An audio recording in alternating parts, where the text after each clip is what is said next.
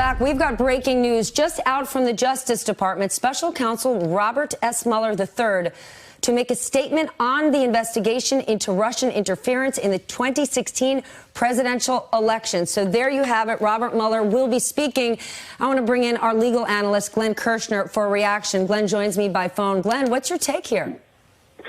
So, Steph, my take is that Mueller may have reached his breaking point. I mean, we have seen his findings and conclusions twisted and contorted by Attorney General Barr so dramatically that Mueller had to weigh in with a letter of his own. In substance, Steph, telling the Attorney General, cut it out. You're misleading the American people. I have been wondering, knowing Bob Mueller from having worked with him in the D.C. U.S. Attorney's Office, I've been wondering when he would feel compelled to step up and correct the record. I believed all along he would come forward and tell the truth if Barr continued down the road of mischaracterization, and it looks like he is doing that now.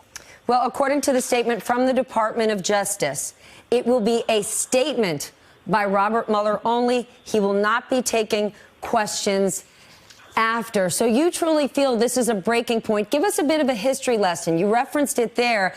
Soon after Bill Barr put that 4-page summary out, Robert Mueller wasn't happy with it. No, he wasn't. And we saw how tight-lipped and how circumspect Mueller and his team were throughout the 22-month investigation. I think we all found it remarkable that there were no leaks, there were no stumbles, there were no misstatements by Mueller or his team during the life of the investigation. In fact, the only time he came out and said anything was when he had to correct the record. And that correction, Steph, worked to the benefit of President Trump. And that, I think, showed the kind of man Bob Mueller is. He wouldn't let bad information stand in the public psyche when it leaked out and he believed it was wrong. He felt it necessary to correct the record.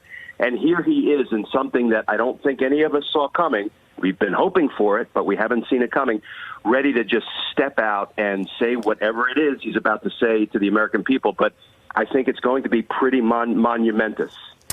Glenn, stay with us. I want to bring Ken Dilanian from our investigations team in. Ken, there we have it. 11 a.m. today, Robert Mueller is going to be making a statement. Help us understand who Robert Mueller is and what we've gone through with him over the last year and a half. To say he's run a tight-lipped ship is an understatement. Yeah, you can say that again, Stephanie. I have one piece of information for you, which is that whatever statement Robert Mueller is going to make is not related to that report yesterday that alleged that there was an indictment ready to go on obstruction of justice sitting on his desk, which a spokesman for Robert Mueller flatly denied. So hold on a second. Fill us in on that one more time. So I'm told by a U.S. official there was a report yesterday. It wasn't widely picked up because Robert Mueller's spokesman flatly denied it. The report in Michael Wolff's new book, as reported by The Guardian, alleged that there was an indictment, draft indictment of charges against President Trump for obstruction of justice that was sitting on Robert Mueller's desk. This is apparently not true. It's been denied, and that is not what Robert Mueller is going to address today. As for what he is going to address, we have no information about that right now, but you're absolutely right. I mean, just the idea of Robert Mueller, after 2 years of silence and of sitting in the shadows and conducting this investigation in secret, appearing before the cameras and hearing his voice. We haven't even heard his voice. I mean, obviously, look, Robert Mueller's a public figure. He was the FBI director after 9/11. He's testified before Congress many times. But there's a whole generation of people who weren't paying attention to the news back then, but have been paying very close attention to this investigation, who have never heard from Robert Mueller. And so whatever he has to say today will be of dramatic interest. And you got to believe that there is something important that he feels he has to communicate now. He's been invited to testify before Congress, and those investigations have been ongoing, and so far no deal has been reached. It's been reported that he's wanting to testify, for the most part, behind closed doors, and it's not clear why that is.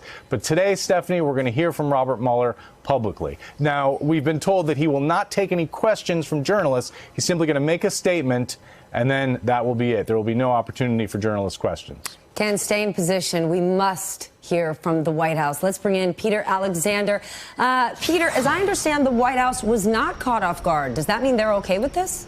Well, it's worth noting that I just hung up the phone with an official here at the White House. I asked him that very question. I said, were you notified that Robert Mueller would be making comments? Were you caught off guard? This official says they were not caught off guard by it, which does indicate that the Justice Department in some form did communicate to the White House that Robert Mueller would be making a statement of some kind today. Whether they know the details, the specifics of what he will say, it's unclear. We are not scheduled to see the president on camera at any point today. The only time we've had eyes on him since he returned home was yesterday as he got off Air Force One, then got off Marine One back here at the White House.